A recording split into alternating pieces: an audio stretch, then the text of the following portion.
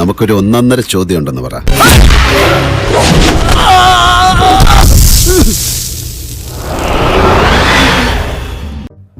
SSLC ഫലത്തെക്കുറിച്ച് വിവാദ പരാമർശവുമായി വിദ്യാഭ്യാസ മന്ത്രി വി ശിവൻകുട്ടി.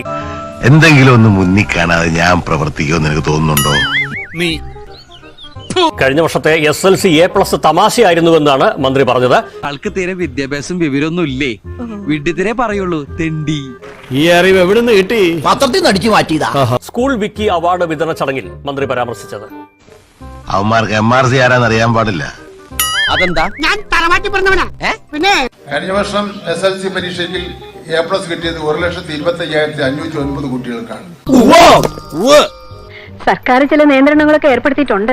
ഓ, നിയന്ത്രണം ഇതൊന്നും നമ്മുടെ കയ്യിലല്ലല്ലോ ചേർത്തി, എല്ലാം ദൈവത്തിന്റെ കയ്യിലല്ലേ.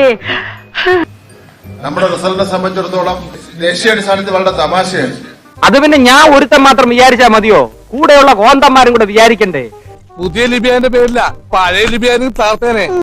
A+ന്റെ കാര്യത്തിലൊക്കെ തന്നെ നിലവാരമുള്ള ഒരു റിസൾട്ട് ആയിരുന്നു എന്നുള്ള കാര്യത്തിൽ യാതൊരു തർക്കവുമില്ല.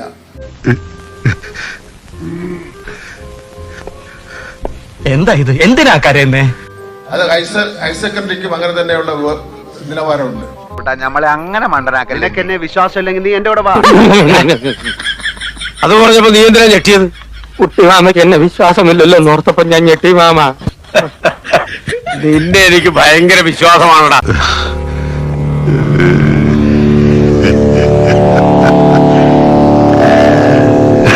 Bye bye. അയ്യോ, വഴി മാറി.